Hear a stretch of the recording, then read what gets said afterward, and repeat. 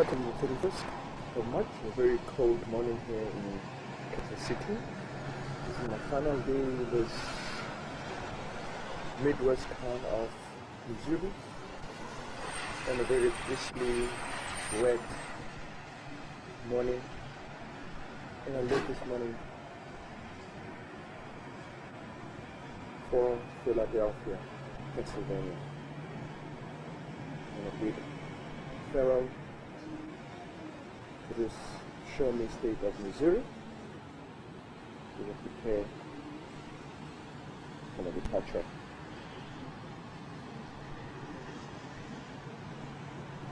Philadelphia. Certainly a very cold morning in Kansas City. Just waiting this outside our hotel lobby for the KCR shuttle to the airport.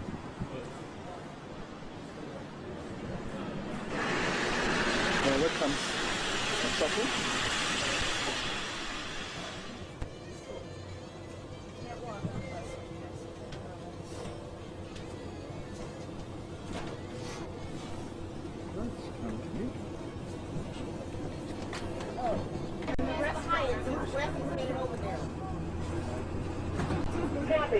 What did you get at Westin? Green. Oh.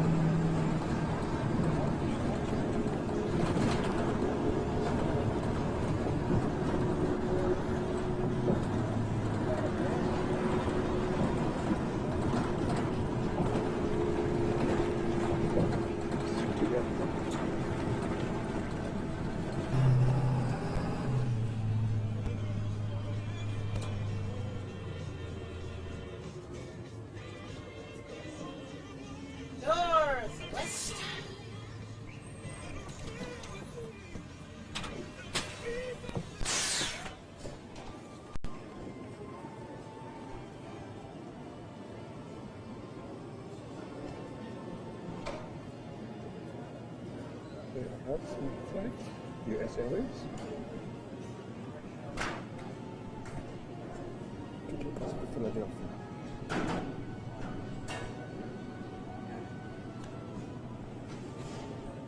Seven through seven.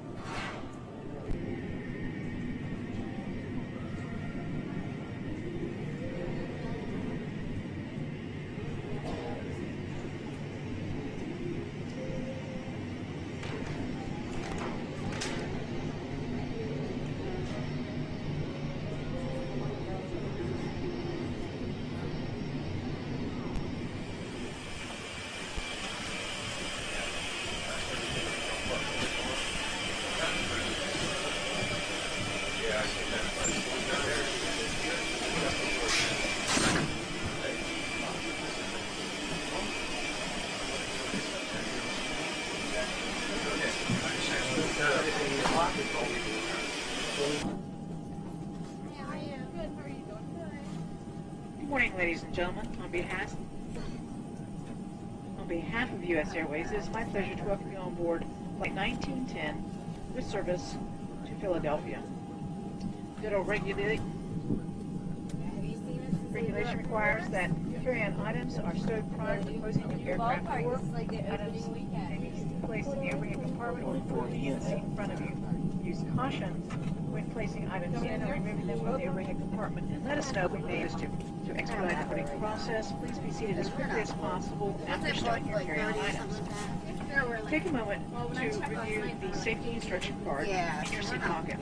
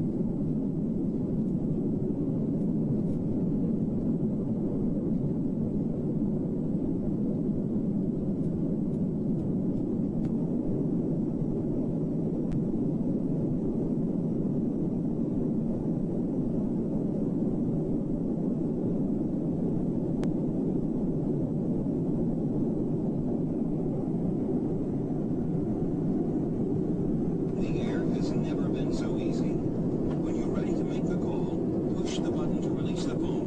From here on, just follow the on-screen instructions. Use your credit card for easy billing. We extend a warm welcome to our preferred and Dividend Miles members. If you are not a member of Dividend Miles and would like to start earning free travel on U.S. Airways and our partners, enroll at usairways.com. U.S. Airways is pleased to welcome Avis into the Dividend Miles program. U.S. Airways' dedication to excellence was recently recognized by Onboard Services, a leading magazine in the travel industry.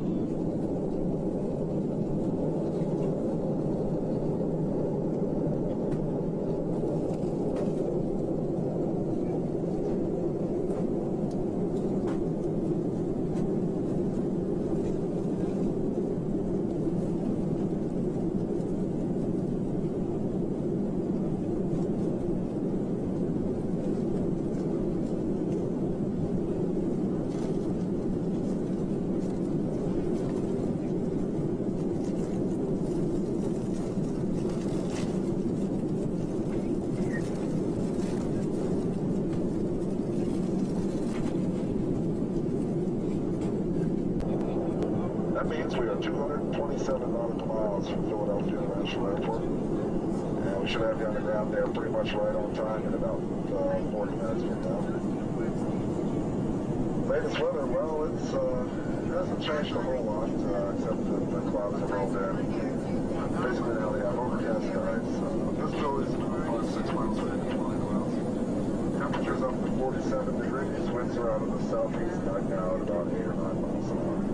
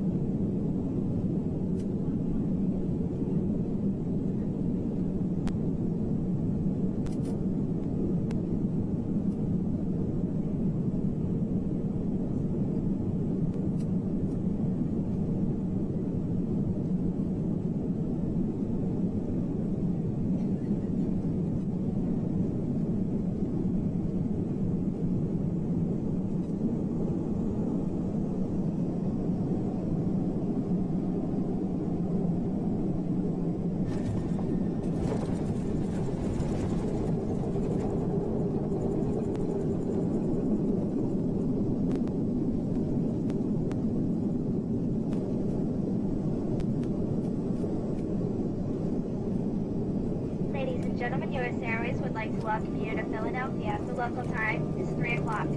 For your safety and safety of those around you, please remain seated with your seatbelt securely fastened until we have arrived at the gate. The captain will then turn off the fasten seatbelt sign, indicating it is safe for you to stand.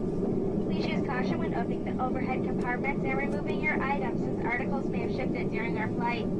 If you're holding a connecting reservation on U.S. Airways or U.S. Airways Express, please check the television monitors for updated flight information or ask the representative greeting our flight. On behalf of U.S. Airways, we thank you for flying with us today and look forward to seeing you on a future flight.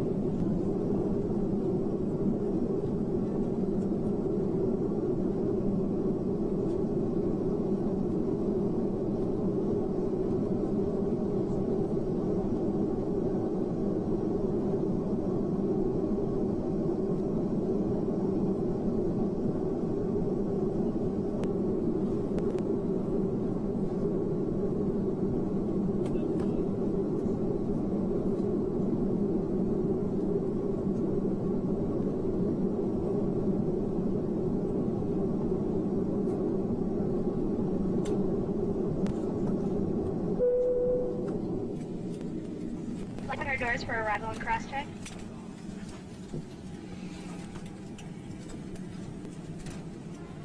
Ladies and gentlemen, once again, there has been a gate change. Inbound flight 1595 from Montreal will be arriving at gate B11. Also, flight 854 was served.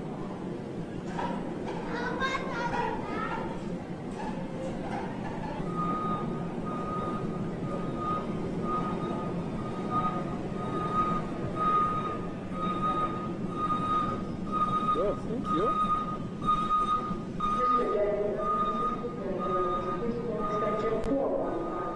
Now waiting for my shuttle to downtown Philadelphia.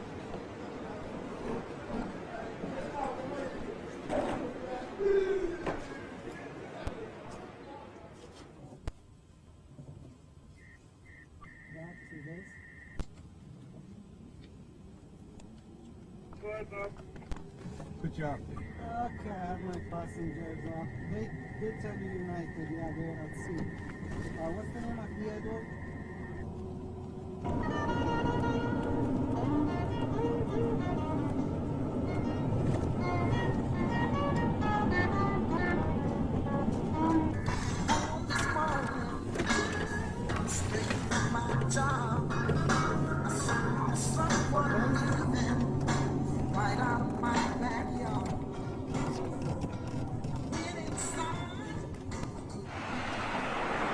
This is the old historic district of Philadelphia.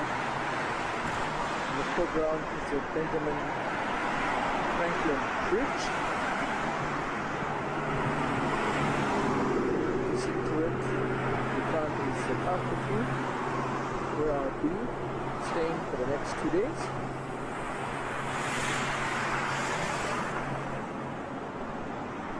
Still a little bit of time just to get into downtown Philadelphia.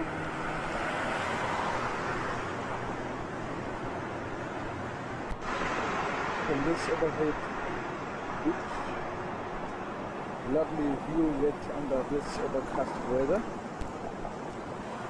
of the Delaware River and the Benjamin Franklin Bridge crossing over Delaware River, and here's adjacent the foreground is the comfort room at the station.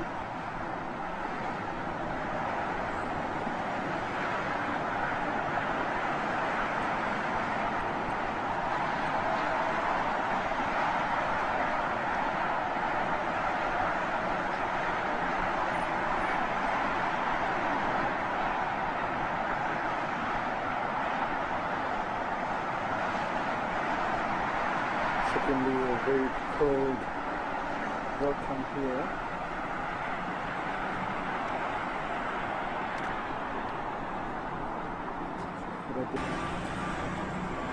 At the Convention Center district. And here, the Liberty Bell restaurant, historic buildings.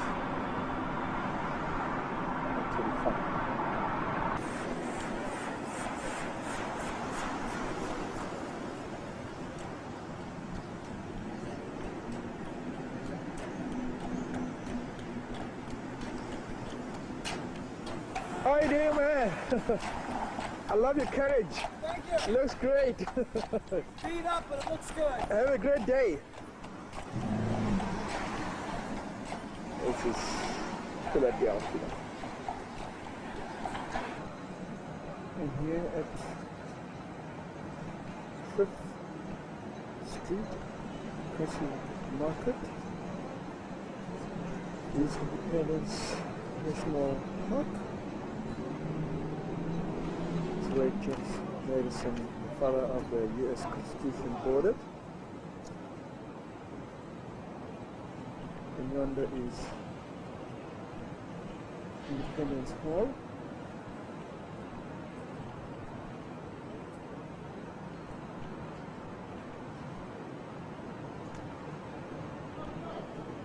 Where the declaration was signed, 4th of July 1776. On the right is Congress Hall.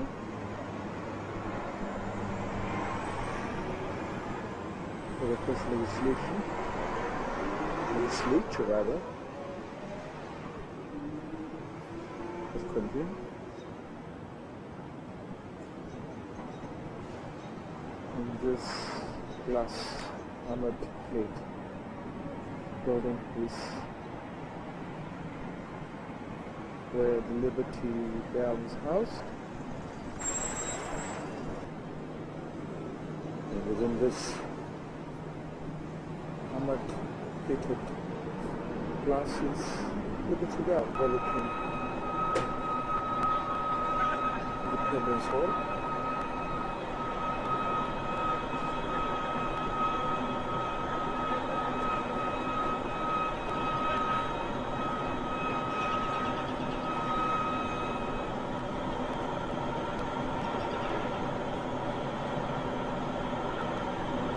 Cradle of freedom for the American people.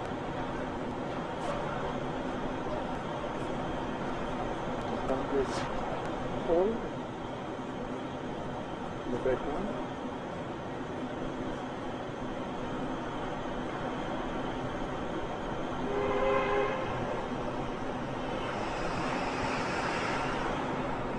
Liberty Bell.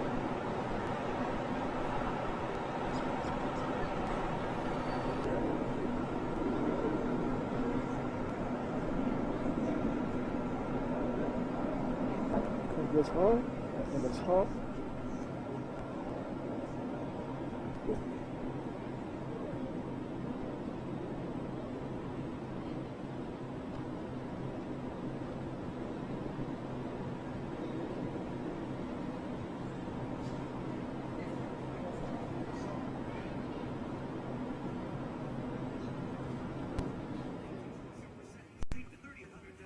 The Delaware River.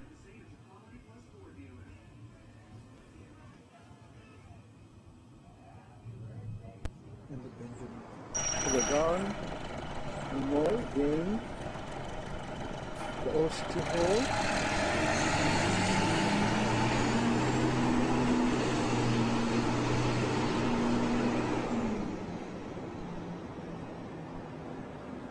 Independence Hall, which was the Pennsylvania State House. Congress Hall.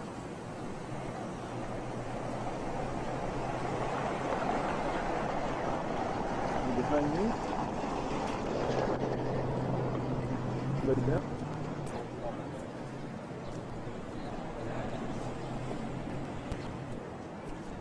all scripted for posterity events in the chronological order.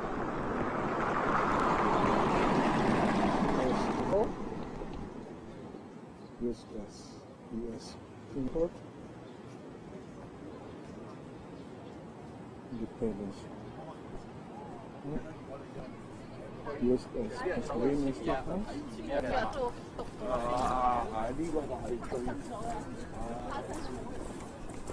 Congress Hall, U.S. County Courthouse.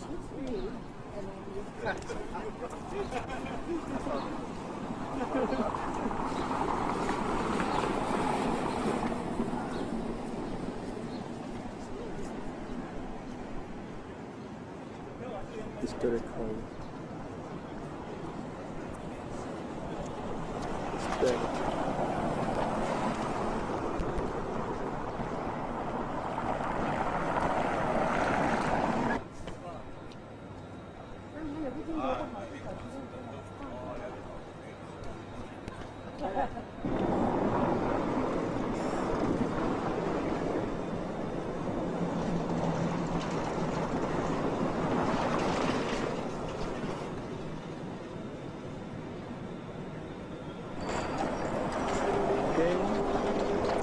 Of Washington in front of Independence Hall.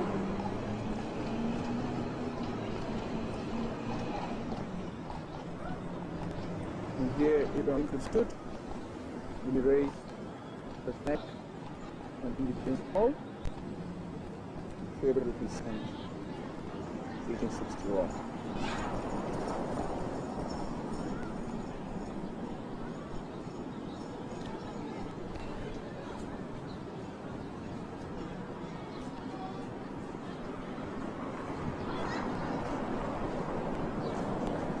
nearby John F. Kennedy stood when he delivered the Pledge of Independence of Nations on July the 4th, 1962.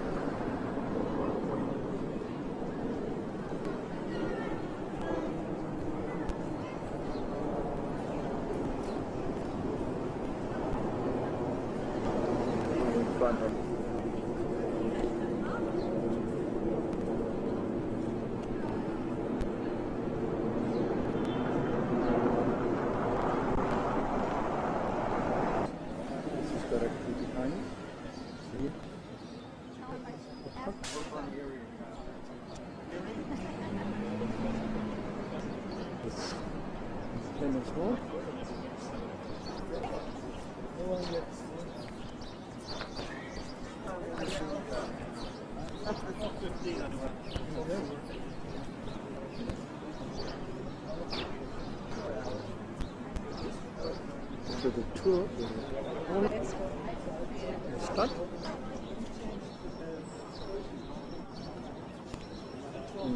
Left is Old City Hall.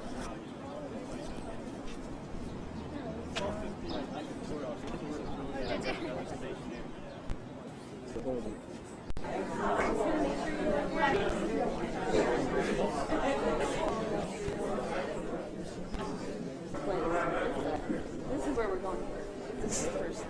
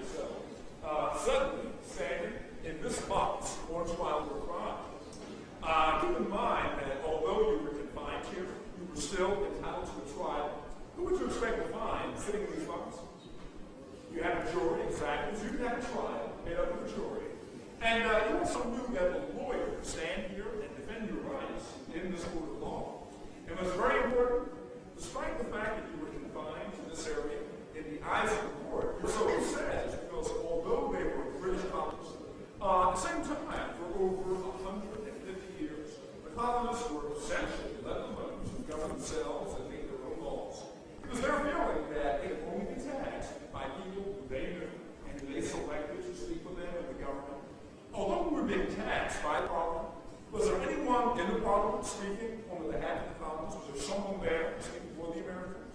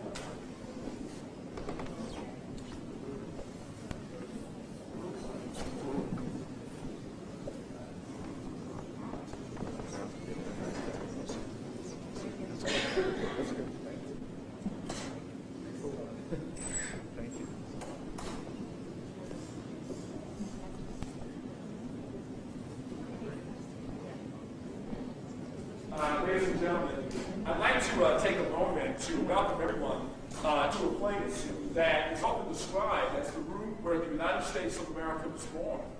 And essentially, it was between these four walls where two of the nation's founding documents were created, the Declaration of Independence and the United States Constitution. By the year 1775, as tensions and misunderstandings continued to grow between Great Britain and the 13 colonies, the situation would eventually reach a climax with a battle that took place in Massachusetts. The famous Battle of Lexington and Concord, exactly. And with the shots that were fired at Lexington and Concord, the 13 colonies were at war against the most powerful nation in the world, the British Empire. Now, in response to the fighting, there was a large gathering of colonists in Philadelphia, and as the various delegates arrived here, they formed a government called the Second Continental Congress. And it was in this very room where that Congress officially met. Now, in my agreements, I'd like to ask for everyone's help to identify a particular person. The man I'm thinking about served as the leader of the Second Continental Congress. In addition to being from Massachusetts, he was also famous for writing his name, the largest on the Declaration. Who was that man with the big name? John Hancock, exactly. And that's where Hancock presided over the Second Continental Congress. Now, although a war was in progress, ladies and gentlemen, the delegates were immensely proud of their rights as English subjects. And because they were so proud of their rights, they continued meeting for almost an entire year before declaring independence.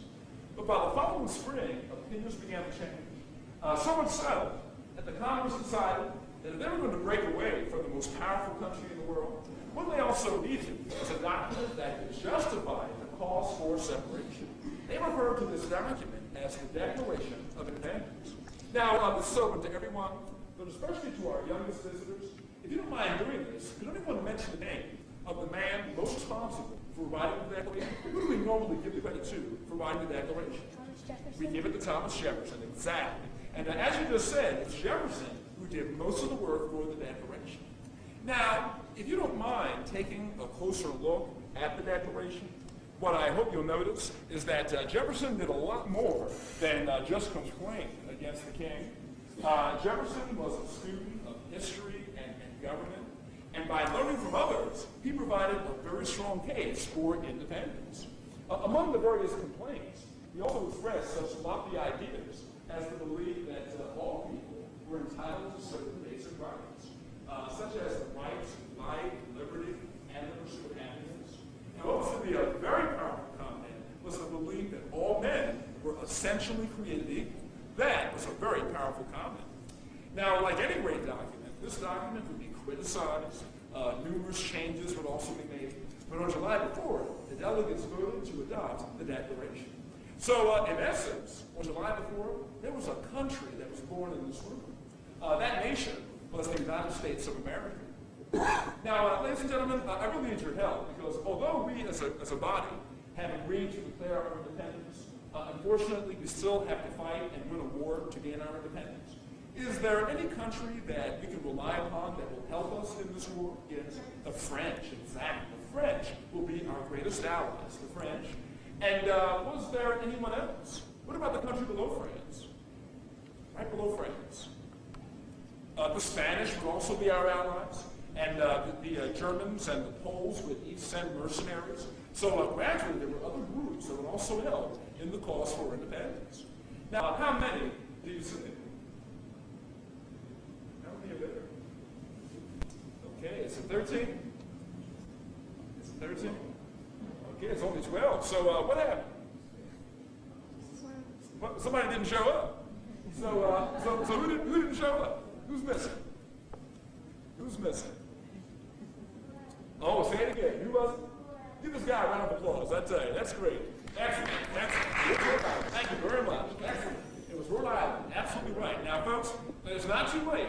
Is there anyone in this room who may be visiting us today from Rhode Island? Anybody here from Rhode Island? Nobody? So we're still waiting. One day they'll show up. Whenever they wish to come, we'll get here.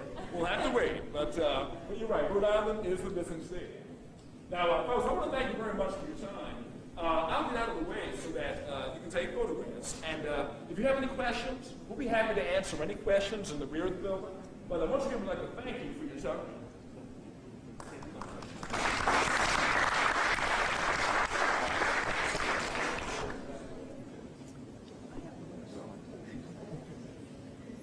Sorry. Sorry, thank you. Sorry, thank you. Oh, yes, yes. Sure, be great.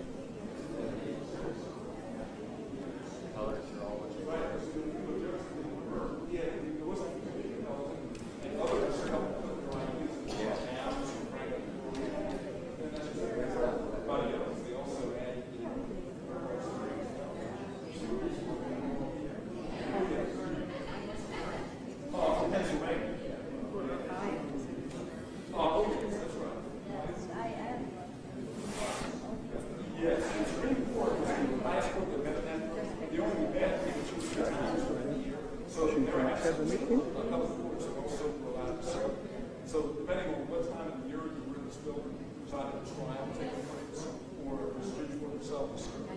Very heavily used. They had the Arabic courts that also had their word common pleas, Supreme Court, constantly and the number of judges changed as well. At the Supreme Court level, you had 5 seats, but then there was a criminal trial. It was the same judge. It's not the H5. That was a very heavy. Westin, yes, in fact, I'm sure. I'm sorry.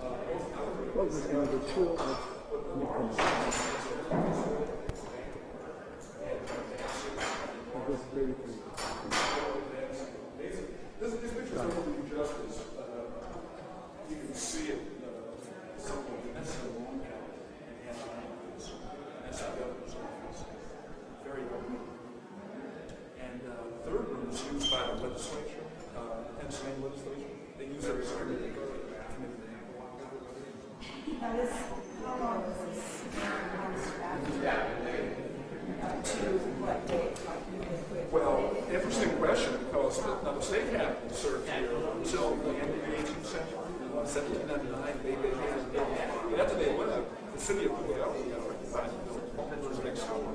So they used it for about 40 more years. And the second floor housed the museum. And the only way to describe this museum is that the only thing that you can compare it to would be our Smithsonian, because it had portraits of mastodon skeletons. It was a melange of artifacts. And that was where the museum was located here, because it made the building useful, and because they found a need to use the building, they also maintained the cost of doing it. National treasure. Yeah, and that's very early. You might be amazed to find out. The one thing that happened as early as 1824 was probably the earliest period of restoration.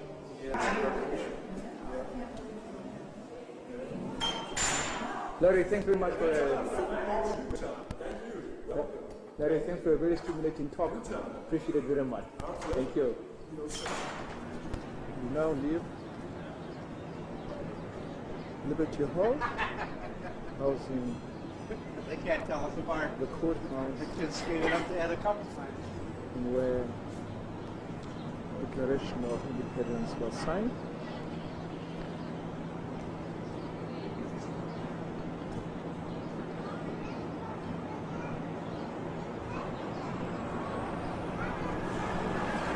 And then directly to my right to Liberty Bell Pavilion.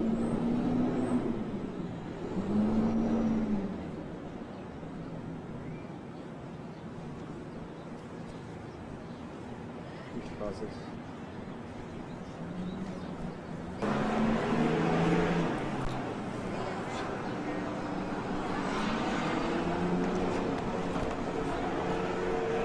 The entrance.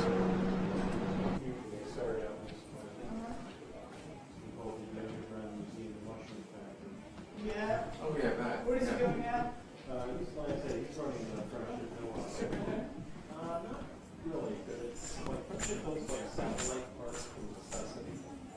Actually, the 4 parks, 4 necessity, friendship, Allegheny, Coleridge, Johnstown, all the ones.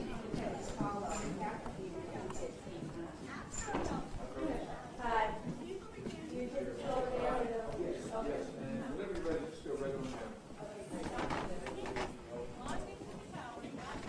There's more room, folks, so go around the back and side of the picture. Back and side of the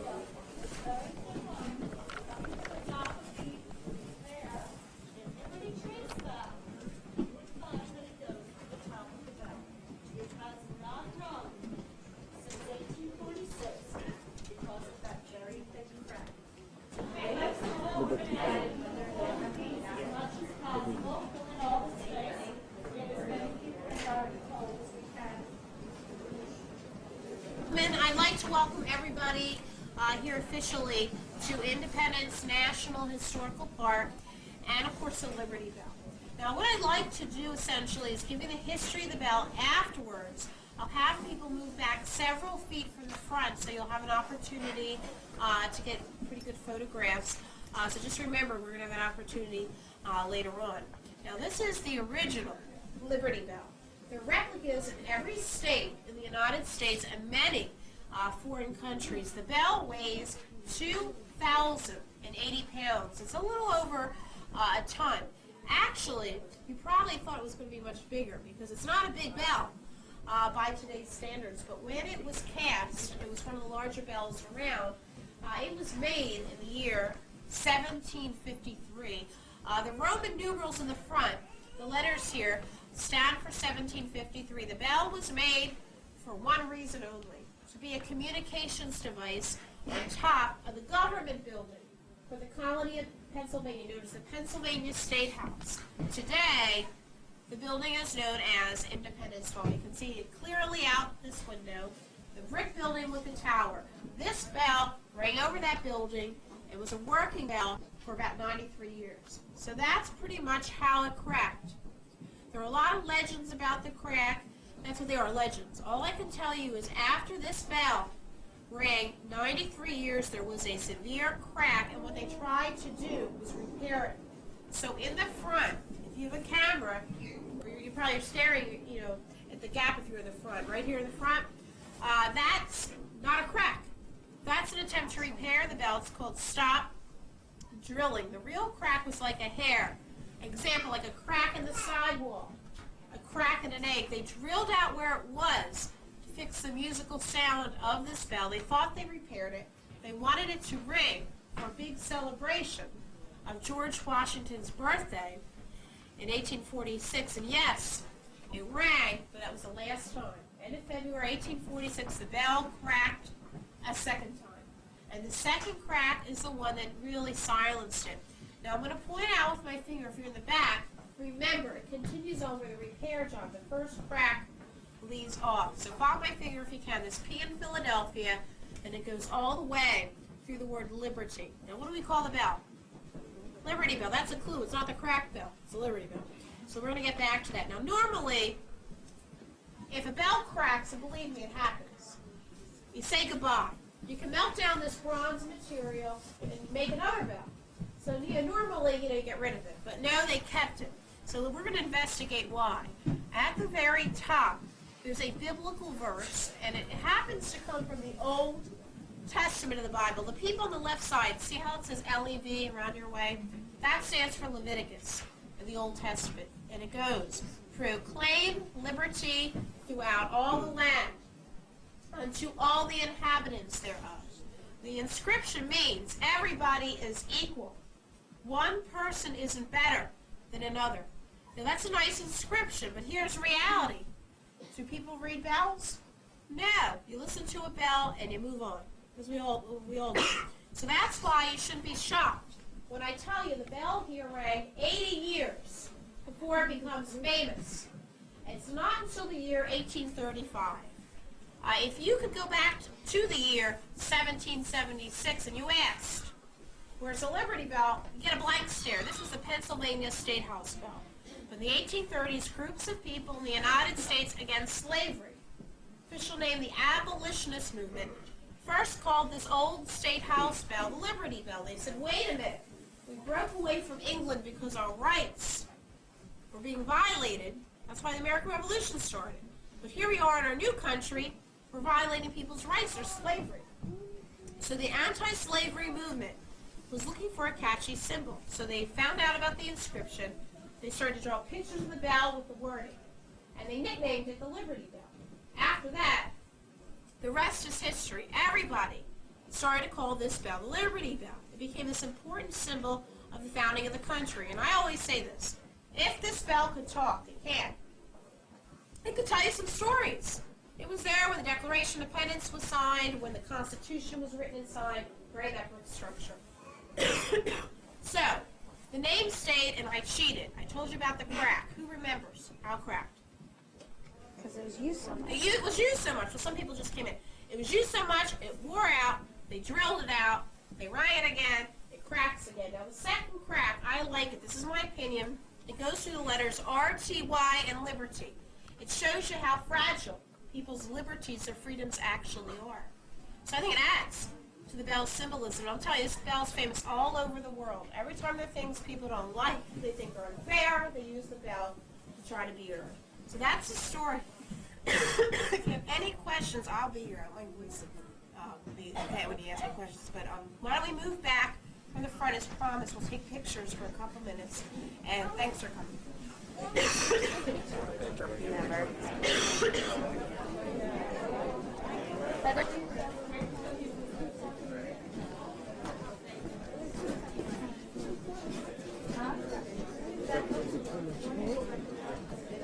Okay, as my colleague had mentioned, what we're going to do here is post people in photos in front. If you want to look at it, do it on the other three sides. Thereby, you don't get immortalized in somebody else's photos. We will be doing another presentation equally in about 5 minutes. If you'd like to have something in the international language, don't be shy. We have 16 languages. That's all? So it's perfect?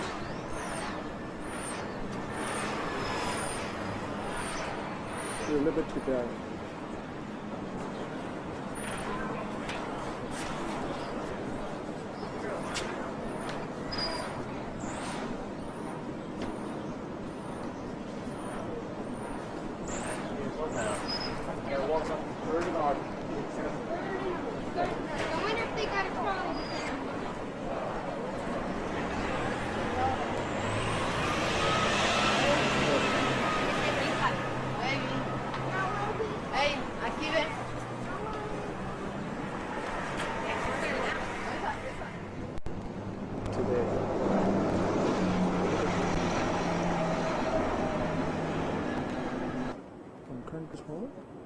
Where we just merged adjacent to the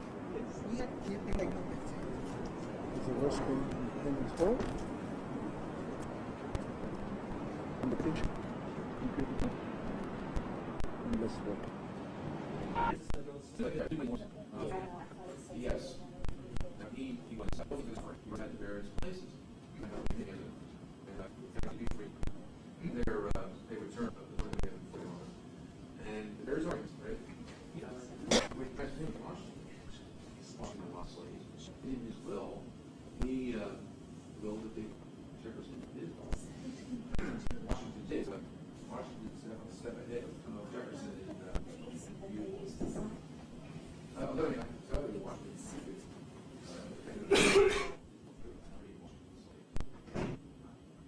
Jefferson and the time machine would even discuss this like the slaves.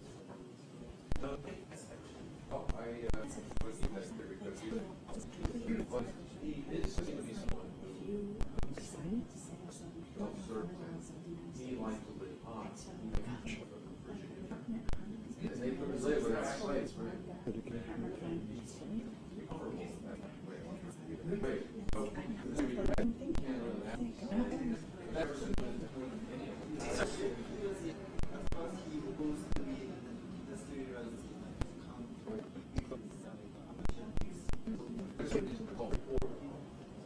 And he was beginning to see, he started in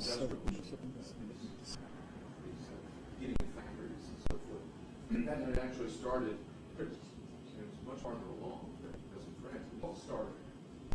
It's all now poverty stricken. It's a farm and walking into the city. To the Independence Hall.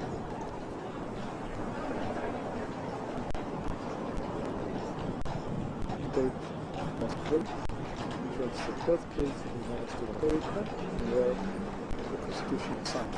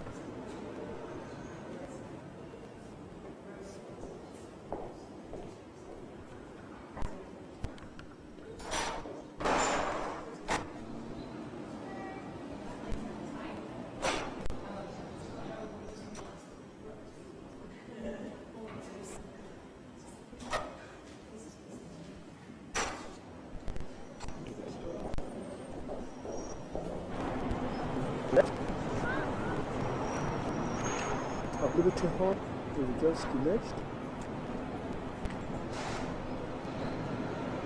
The old City Hall, which served as the Supreme Court from 1799 to 1800.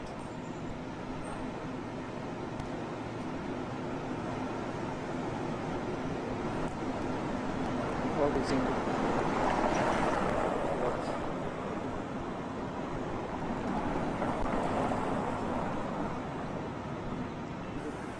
Cathedral Christ, where William Penn worshipped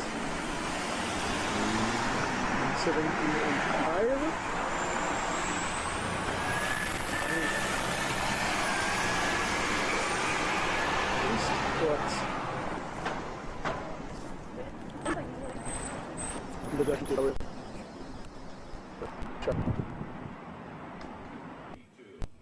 When the second province, very cold in Philadelphia. Last day of my stay in this beautiful city of the Atlantic coast, overlooking the Delaware River, crossed by the Ben Franklin Bridge, temperatures 1 degree Fahrenheit, freezing time. The spring day yesterday was a daylight saving hour ahead of the usual 5:43, now 6:43, and as I prepare myself for a trip to Charlotte in North Carolina. About this Very nice.